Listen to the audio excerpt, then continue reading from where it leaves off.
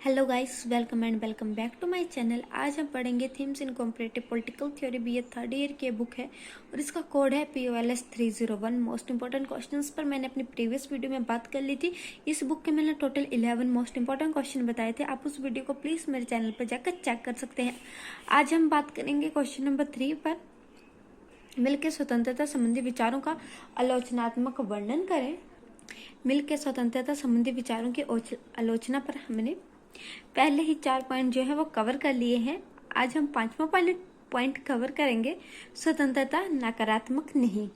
स्वतंत्रता की नकारात्मक धारणा उपयुक्त त्रुटिपूर्ण विचारों का फल है। स्वतंत्रता वास्तविक तभी बनती है जब उस पर उचित नियंत्रण हो। रचनात्मक या पॉजिटिव स्वतंत्रता केवल राज्य या समाज में ही संभव है। स्वतंत्रता अपने स्वभाव से ही सामाजिक है। स्वतंत्रता से बाहर केवल पशु की स्वतंत्रता हो सकती है। समाज से बाहर केवल पशु की स्वतंत्रता हो सकती है, व्यक्ति की नहीं। सामाजिक होने के कारण स्वतंत्रता सीमित व नियंत्रित है, वही वास्तविक या रचनात्मक स्वतंत्रता है।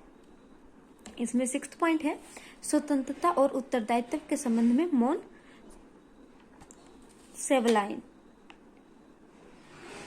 सबाइन। ठीक है, सबाइन के मतानुसार मिल के तर्क के साथ मूल कठिनाई यह थी कि उसने स्वतंत्रता और उत्तरदायित्व के बीच संबंधों की विवेचना कभी भी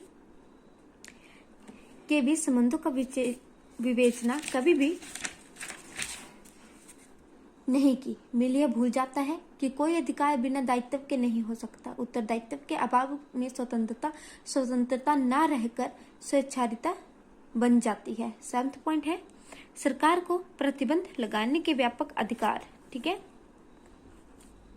तो इसमें हम लिखेंगे कि मिल के अनुसार सरकार को व्यक्ति के उन कार्यों पर प्रतिबंध लगाने का अधिकार है जिनका दूसरों पर प्रभाव पड़ता है। इसका अर्थ यह हुआ कि सरकार व्यक्ति के सभी कार्यों को दूसरों से संबंधित कार्य घोषित करके उनमें हस्तक्षेप कर सकती है।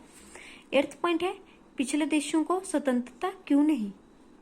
तो जी मिल का यह कहना है कि स्वतंत्रता पिछड़े देशों के लोगों के लिए नहीं देनी चाहिए, लोकतंत्रात्मक भावनाओं के विरुद्ध है और न ही इस कथन का कोई वैज्ञानिक आधार है।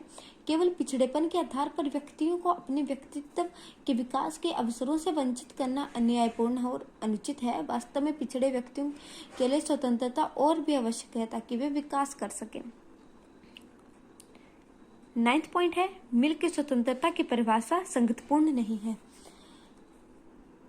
जैसे कि वेपर ने कहा कि मिल ने कुछ स्थानों पर स्वतंत्रता का अर्थ किसी भी कार्य को करने की इच्छा से लिया है और दूसरे स्थान पर उसने स्वतंत्रता का अर्थ नियंत्रणों के ना होने से लिया है।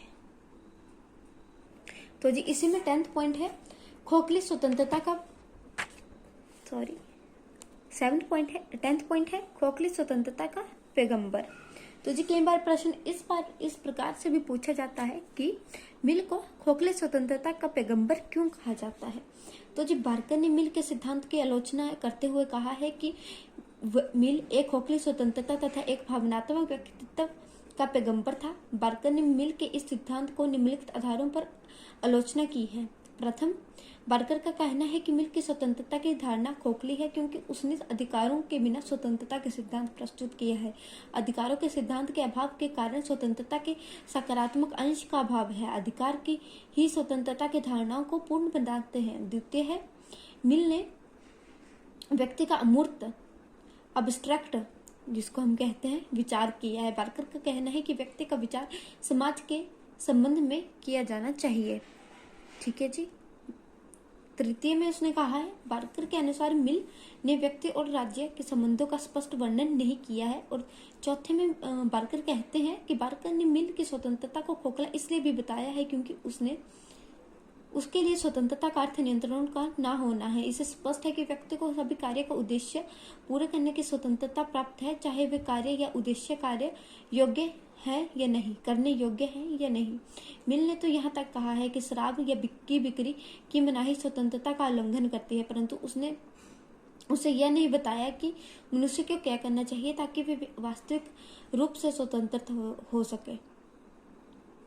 उसने केवल यह बताया है कि दूसरों को उसके प्रति क्या करना चाहिए।